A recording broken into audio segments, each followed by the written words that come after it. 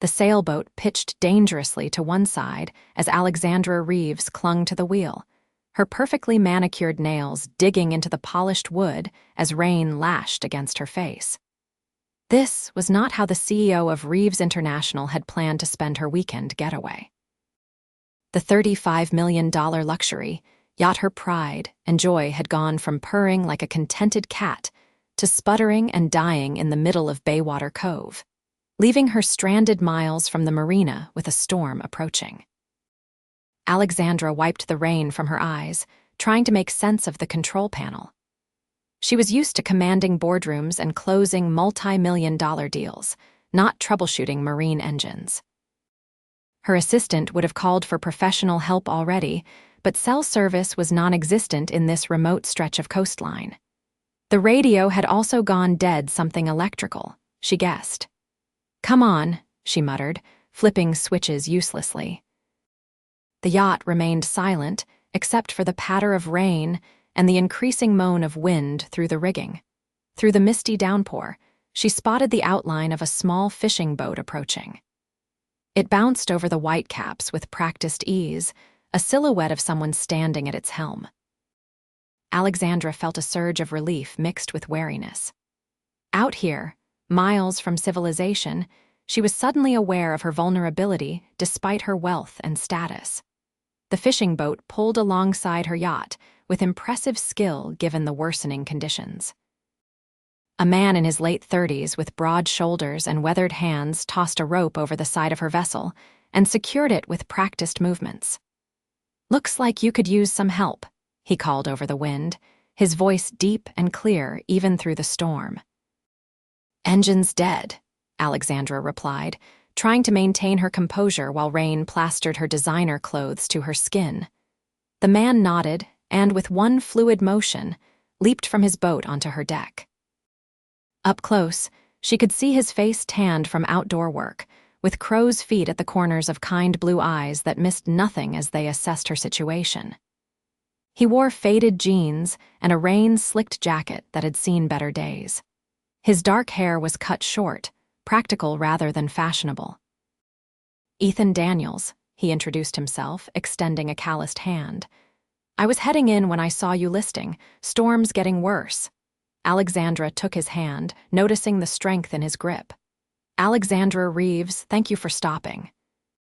A small face appeared at the edge of Ethan's boat, peering curiously at the enormous yacht. A boy of about 8 with his father's blue eyes and an unruly mop of brown hair waved excitedly. "That's my son, Noah," Ethan explained, returning the wave. "Noah, stay put. I'm going to check this lady's engine." "Is that a real yacht?" the boy called back, clearly impressed despite the weather. "It's huge," Alexandra couldn't help smiling. "Would you like to come aboard? It's getting rough out there." Ethan hesitated only briefly before nodding. "Noah, grab the emergency kit and come over. Careful on the step." The boy gathered a well-worn backpack and crossed between the boats with the sure-footedness of someone who'd grown up on the water. Alexandra noticed he was wearing a life vest that seemed slightly too big for him, probably a hand-me-down. "Wow," Noah whispered as he took in the sleek interior of the yacht's cabin. "This is like a floating mansion." Alexandra led them below deck, where Ethan immediately moved toward the engine room. "Noah, stay with Miss Reeves. Don't touch anything." "It's Alexandra," she corrected automatically. Few people in her life used such formalities with her anymore. They were either close friends who used her nickname Lex, or employees too intimidated to use her first name at all. Ethan nodded and disappeared into the engine compartment while Noah stood awkwardly in the main cabin, water dripping from his rain jacket onto the polished floor. "Are you hungry?" Alexandra asked, suddenly feeling the need to do something useful. "I have food in the galley." Noah's eyes lit up. "Yes, madam. Dad and I have been fishing since morning." Alexandra led the boy to the yacht's state-of-the-art kitchen and began pulling items from the refrigerator. She realized with some embarrassment that she rarely used this space herself. Her chef usually handled meals when she entertained guests. "So your dad fixes boats?" she asked as she assembled sandwiches. Noah nodded, watching her work with curious eyes. Dad can fix anything. He has his own shop in Baywater Harbor, Daniel's Marine Repair. He said the name with unmistakable pride. And your mom, does she work with boats too? Alexandra asked, immediately regretting the question when Noah's expression fell slightly. Mom's been gone since I was 4, he said matter-of-factly. It's just me and Dad now. I'm sorry, Alexandra said, feeling genuinely remorseful for bringing up what was clearly a painful topic. Noah shrugged with the resilience of childhood. Dad says we make a good team. I help at the shop after school. A crash from the engine room followed by colorful muttering interrupted their conversation. Alexandra moved toward the sound, but Noah just grinned. That's his fixing noises, the boy explained. He always talks to the engines, says they need encouragement. Alexandra couldn't help laughing at that. It was such a contrast to her world of corporate silence, where problems were discussed in hushed tones behind closed doors. 15 minutes later, Ethan emerged from the engine room, wiping his hands on a rag. His face was smudged with grease, but his expression was triumphant. You've got water in your fuel system, he explained, and your alternator's shot. I've rigged a temporary fix that should get us back to the marina, but you'll need parts. Thank you, Alexandra said, meaning it more than she usually did when saying those words. I made sandwiches if you're hungry. Ethan looked surprised, then grateful. Actually, we're starving. Fishing was good today, but we forgot to pack lunch. The three of them sat at the small table in the galley, the unlikely gathering of a Fortune 500 CEO, a marine mechanic, and his young son creating a strangely comfortable tableau as the storm raged outside. So you run that big company? Noah asked between bites. The one with the blue glass building downtown, Alexandra nodded. Reeves International, we develop software for businesses. Dad says computers are taking over the world, Noah reported. Ethan looked slightly embarrassed. What I said was that technology is changing traditional jobs. Not quite the same thing. Is that why you work on boats instead? Alexandra asked. Ethan's eyes met hers, something unreadable passing through them. Boats are honest. They don't care who you are or what your stock portfolio looks like. They either work or they don't. There was no judgment in his words, but Alexandra felt them acutely anyway. Her world was one of perception and positioning, where appearances often mattered more than substance. We should get moving before the weather worsens, Ethan said, standing. Noah, help miss. Reeves, secure anything that might move around while I get the engine started. Alexandra, she reminded him again. This time, he smiled a genuine expression that transformed his weathered face. Alexandra. The journey back to the marina was slow and occasionally precarious.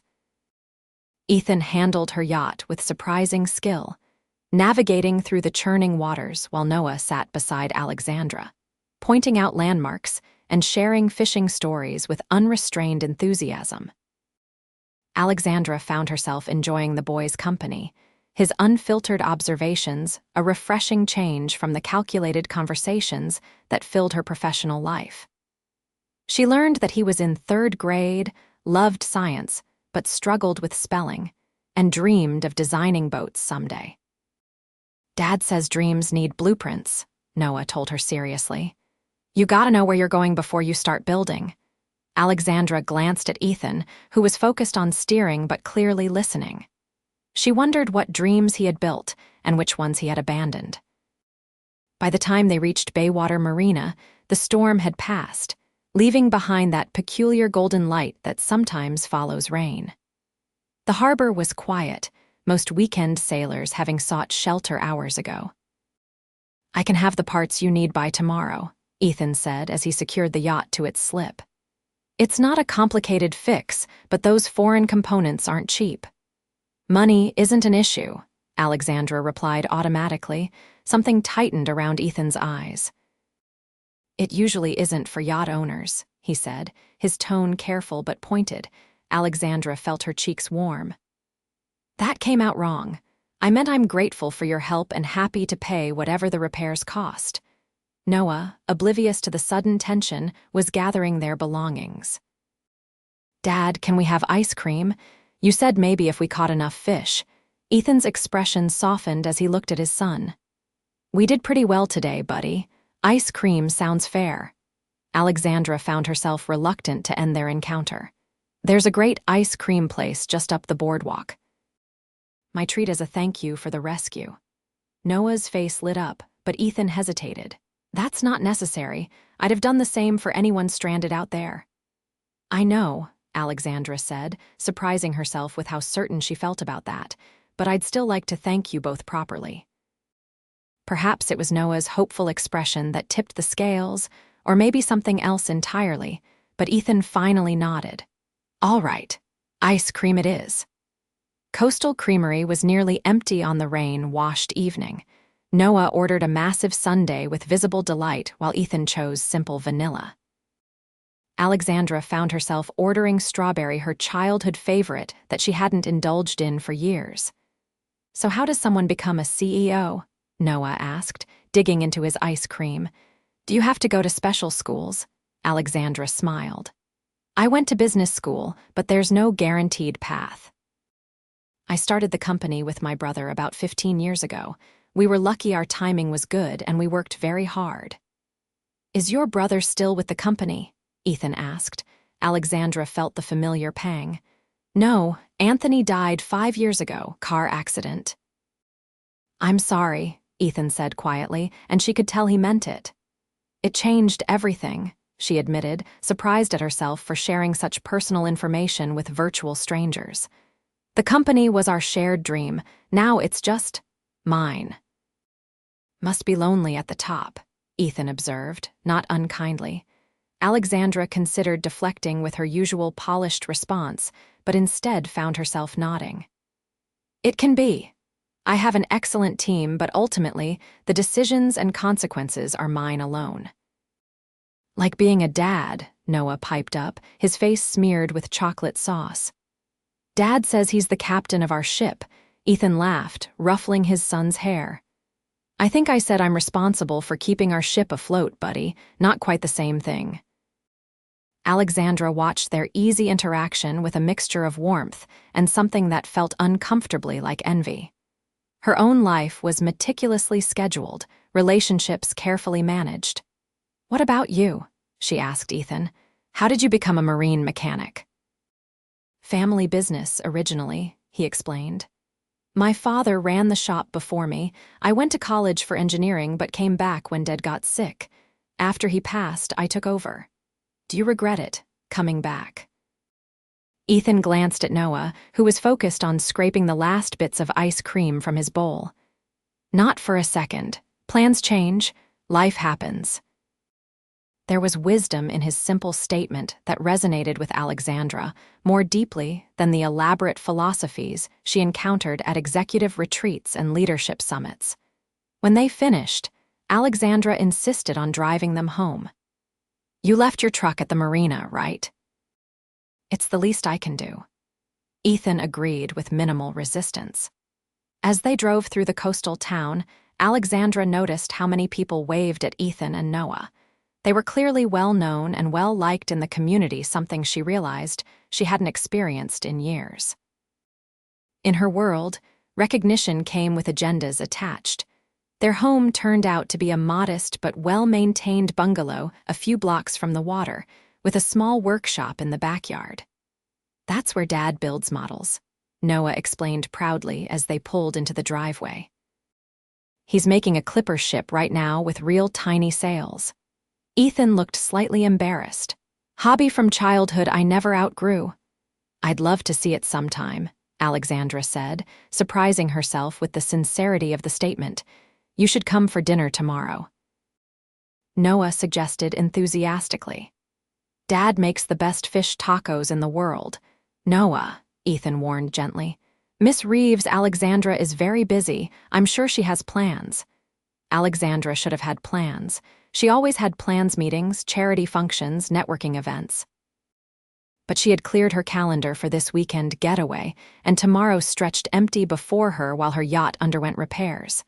"Actually, I don't have plans," she admitted, "and fish tacos sound wonderful." Ethan looked surprised but not displeased. "Well then, dinner tomorrow it is." "Say 6 o'clock. 6 o'clock," Alexandra confirmed, feeling a peculiar flutter of anticipation. Noah insisted on walking her to her car. "Dad's a good cook," he assured her seriously, "and he even cleans up before company comes over." Alexandra laughed. "I'm looking forward to it." As she drove back to her rented waterfront condo, Alexandra found herself thinking about Ethan's hands, how capable they were, moving confidently among engine parts, guiding his boat through rough waters, gently touching his son's shoulder. She couldn't remember the last time she'd met someone so comfortably anchored in his own life. The next day, Alexandra woke early and did something unprecedented. She turned off her phone. The constant ping of messages felt intrusive in the quiet coastal morning. She spent the day walking along the beach, thinking about her company, her brother, and the path that had led her here. By 5:30, she found herself standing in front of her closet, uncharacteristically uncertain about what to wear. Her wardrobe consisted primarily of power suits and formal evening wear, neither appropriate for a casual dinner. She finally selected the most informal outfit. She'd packed designer jeans and a simple blue blouse. She arrived at Ethan's home exactly at 6, carrying a bottle of wine and feeling oddly nervous. Noah answered the door, beaming. "Dad's cooking," he announced, "and he didn't burn anything yet." "Thanks for the vote of confidence, buddy," Ethan called from the kitchen, appearing a moment later wiping his hands on a dish towel. He'd clearly showered and changed, wearing clean jeans and a button-down shirt that brought out the blue of his eyes. "Welcome to our home," he said, taking the wine with a grateful nod. "It's not quite a yacht, but it keeps the rain out." "It's lovely," Alexandra said, meaning it. The house was modest but warm, filled with books, nautical maps, and framed photos of Noah at various ages. A large model ship dominated one corner of the living room, a work in progress with intricate detail. "Dad's been working on that for months," Noah told her, leading her closer for inspection. "It's like the ones that used to sail from England. They carried spices and stuff." Alexandra admired the craftsmanship. "It's beautiful work, Ethan. Just something to keep my hands busy in the evenings," he said, but she could see he was pleased by her appreciation. Dinner was served on the small deck overlooking the backyard. The fish tacos were indeed excellent, made with the catch from the previous day's fishing expedition. Alexandra couldn't remember the last time she'd eaten something prepared by someone who wasn't paid to cook for her. "So what brought you to Bayswater Cove?" Ethan asked as they enjoyed the meal. "It's not exactly a celebrity hotspot." "That's why," Alexandra admitted. "I wanted somewhere quiet. My assistant found this place, said it was authentically charming and far from paparazzi." Noah looked puzzled. "Are you famous?" Alexandra laughed. "Not really. But business magazines sometimes follow CEOs around, especially female ones. They're still relatively rare." "That seems unfair," Noah said with the straightforward clarity of childhood. "Girls can be bosses too." "They absolutely can," Ethan agreed, giving his son an approving smile. "Your teacher last year was a woman, and she ran that classroom like a tight ship." "Miss Porter," Noah nodded solemnly. "She didn't let anyone get away with anything." As the evening progressed, Alexandra found herself relaxing in a way she rarely did in social situations. There were no hidden agendas here, no subtle networking attempts or political maneuvers. Just simple conversation and genuine laughter. After dinner, Noah insisted on showing Alexandra his collection of seashells and shark teeth, carefully arranged in a homemade display case. His enthusiasm was contagious, and she found herself genuinely interested in the story behind each find. "Dad helps me identify them," Noah explained.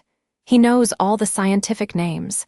Marine biology was my minor in college," Ethan explained when she raised an eyebrow. Another lifetime ago. While Noah went inside to get his latest school project to show Alexandra, she and Ethan found themselves alone on the deck. The evening was cooling, the first stars appearing above them. "He's an amazing kid," Alexandra said softly. "He's the best thing in my life," Ethan replied without hesitation. "After his mom left, it was rough for a while, but we figured it out together." "Left," Alexandra echoed, recalling Noah's different explanation. Ethan sighed. "She left when he was 4. Noah doesn't remember the details, just that she's gone. It's easier for him to think of it as something that happened to us rather than a choice she made." "I'm sorry," Alexandra said, understanding dawning. "That must have been difficult." Ethan shrugged slightly. "Life happens. You adapt or you drown." He paused, then added more softly, "Kind of like your brother, some things you never see coming." Alexandra felt a sudden tightness in her throat. Few people in her life mentioned Anthony anymore, as though his absence was a closed chapter rather than an ongoing ache. "I still talk to him sometimes," she admitted. "When I have to make big decisions, I imagine what he would say." Ethan's gaze was steady, unembarrassed by the awkwardness most people displayed when faced with another's grief. "What would he think of you having fish tacos with a boat mechanic and his kid?" Alexandra smiled, feeling the tension dissolve. "He'd be shocked, and then he'd tell me it's about time I did something unscheduled." Noah returned with his science project, a detailed diagram of ocean currents, and the moment passed. But Alexandra felt something shifting inside her, like a boat changing course in response to a new wind. When it was time to leave, Noah insisted on walking her to her car again. "Will you come back tomorrow?" he asked hopefully. "Dad's taking me fishing again. You could come too." Alexandra glanced at Ethan, who looked mildly embarrassed but not opposed to the idea. "Noah, Alexandra probably needs to get back to her company." The truth was, she didn't. She had intentionally blocked off this entire week, planning to spend it alone on her yacht, thinking through some major strategic decisions facing the company. But the yacht was still being repaired, and the thought of returning to her empty condo held little appeal. "Actually," she said slowly, "I've never been deep-sea fishing before." Noah's face lit up. "Really? It's super fun. Dad knows all the best spots." Ethan studied her face. "It's not glamorous. Early morning start, long hours in the sun, pretty far from corporate comfort." There was a challenge in his words, but also an invitation. "I'm tougher than I look," Alexandra replied, holding his gaze. Something like respect flickered in his eyes. "I believe that." "All right, then 5 a.m. at the marina. Bring sunscreen and clothes you don't mind getting dirty." Alexandra had set countless alarm clocks for pre-dawn conference calls and international meetings, but waking at 4:30 the next morning felt different, tinged with anticipation rather than obligation. She found herself paying unusual attention to practicality, selecting clothes for comfort rather than appearance, and pulling her normally perfectly styled hair into a simple ponytail. Ethan and Noah were already at the dock when she arrived, loading equipment onto their modest fishing boat. Noah waved enthusiastically when he spotted her. "You came," he called, as though her appearance was something of a miracle. "I said I would," Alexandra replied, smiling at his excitement. "Most people aren't thrilled about 5 a.m. fishing trips," Ethan explained, taking her small backpack and stowing it securely.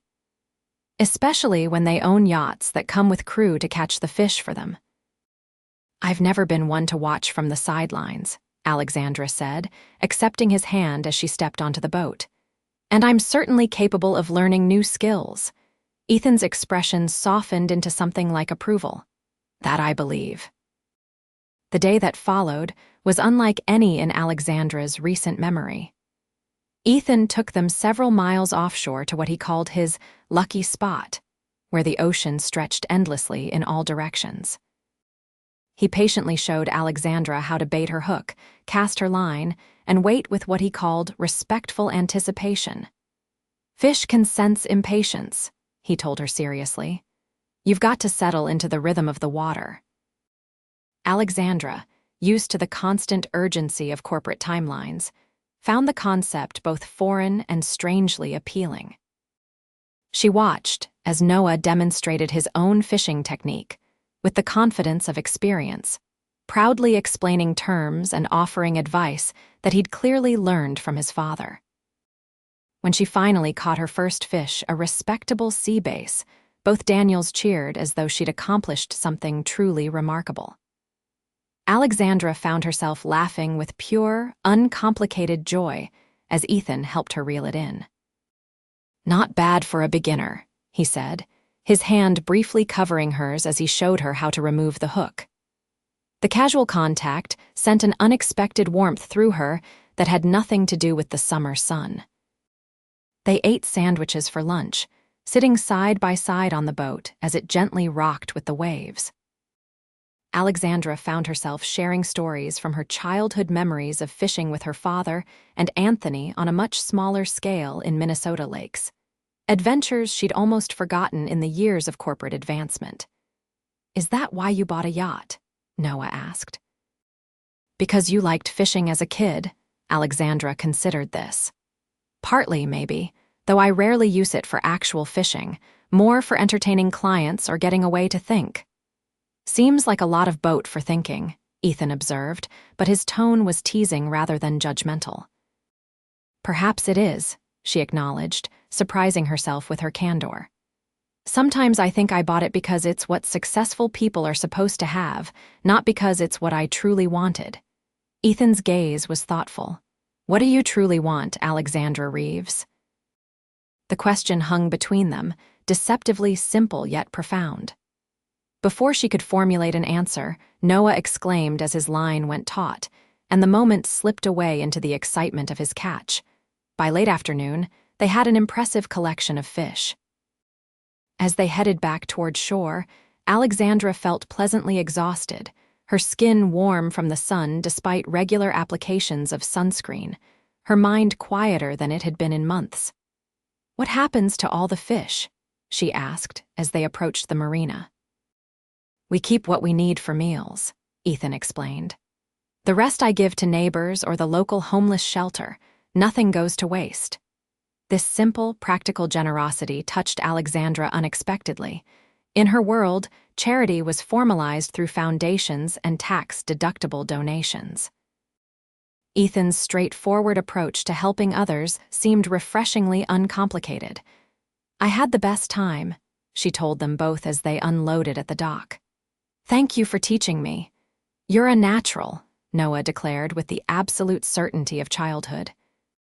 "Dad said so when you were getting water. He said you catch on quick." Alexandra glanced at Ethan, who busied himself with securing the boat, though she caught the slight color rising on his tanned cheeks. "Noah has selective hearing," he said, but didn't deny the comment. "Dad, can Alexandra come over for dinner again? We can cook the fish we caught." Ethan looked at her, something unreadable in his expression. "Alexandra might have other plans, buddy. She should have." Her assistant had left 3 voicemails about an emerging situation with their European expansion. The board chairman had texted twice. Reality was encroaching on this unexpected interlude.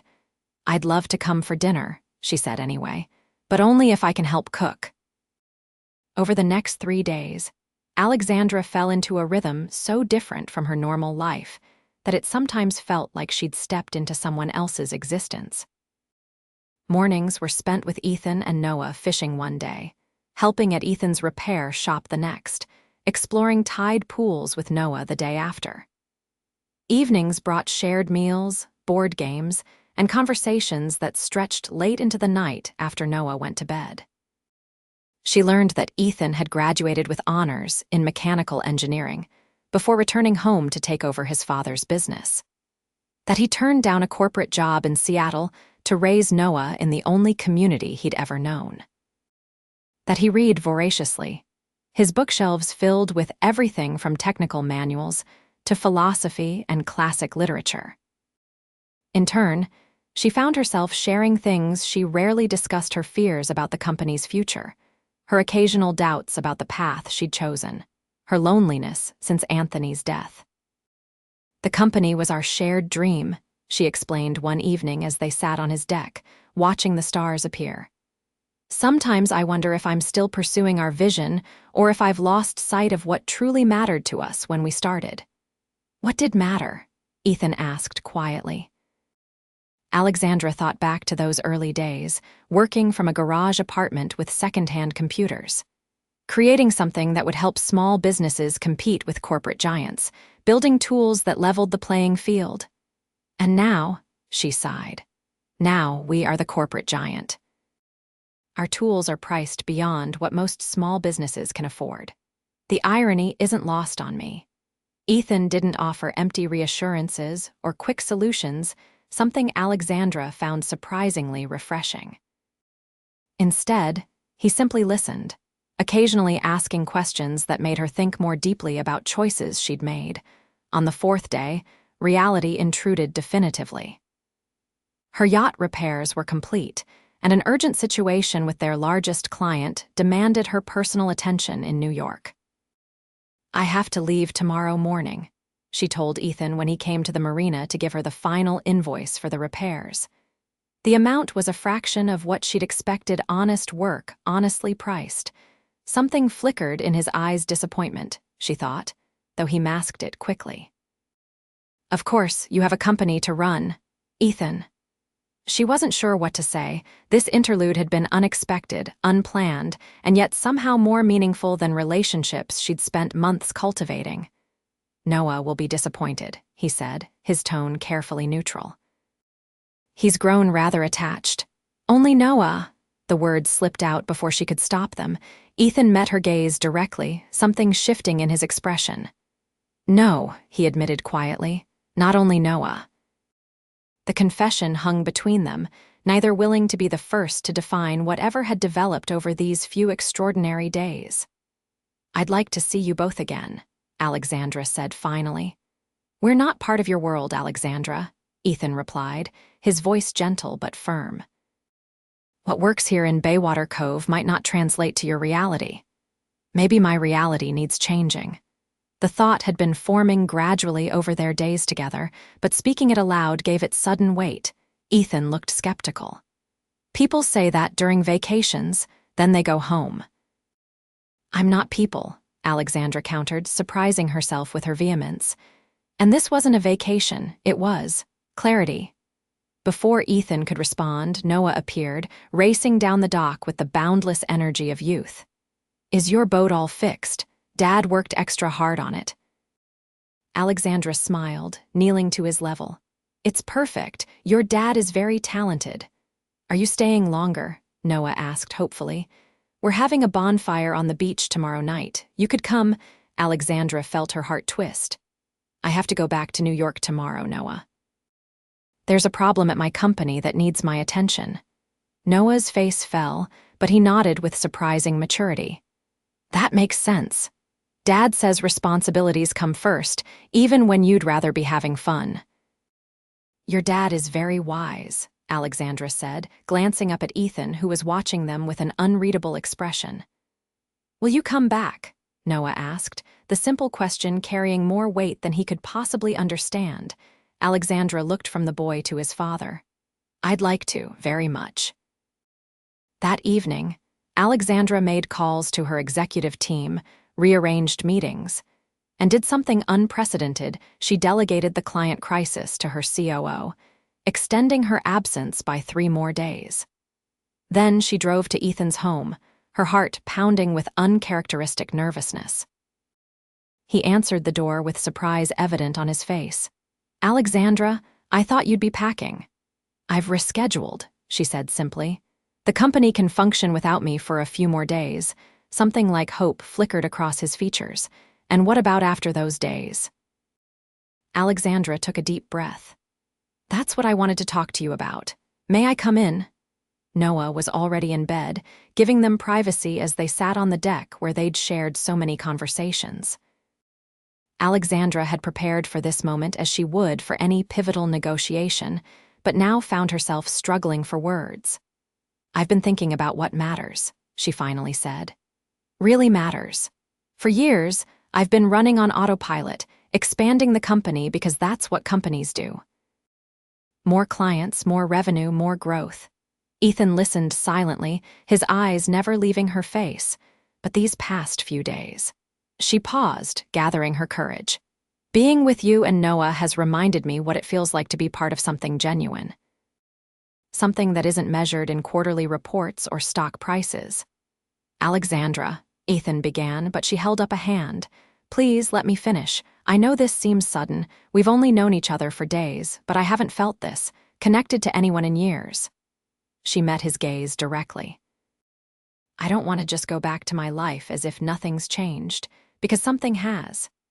Ethan was quiet for a long moment before speaking.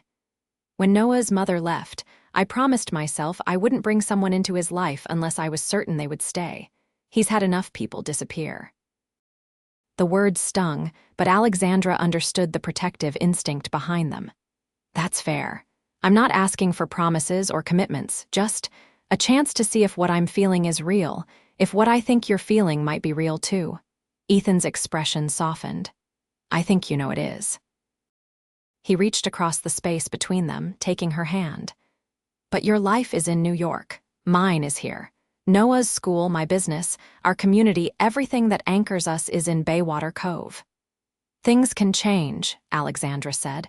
Companies can be run remotely. New York isn't the only place with good schools.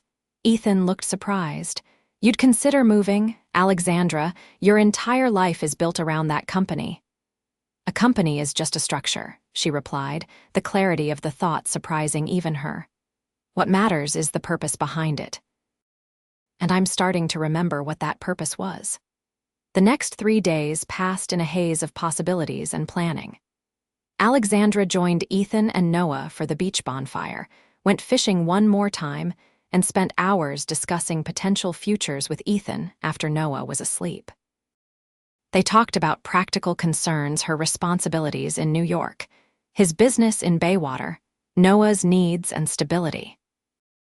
But they also talked about less tangible things, the feeling of rightness they both experienced in each other's company. The natural way Alexandra fit into their small family unit, the shared values beneath their different circumstances. On her last evening, as they walked along the beach at sunset, Ethan took her hand, his touch now familiar and comforting. I've been thinking about what you said about changing your company, he said. About returning to your original mission.